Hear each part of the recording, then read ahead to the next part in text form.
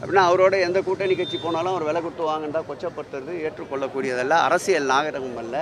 இது கொள்கை சார்ந்த கூட்டணி. இந்த கூட்டணி ஏதோ இந்த தேர்தலுக்காக அமைக்கப்பட்ட கூட்டணி அல்ல.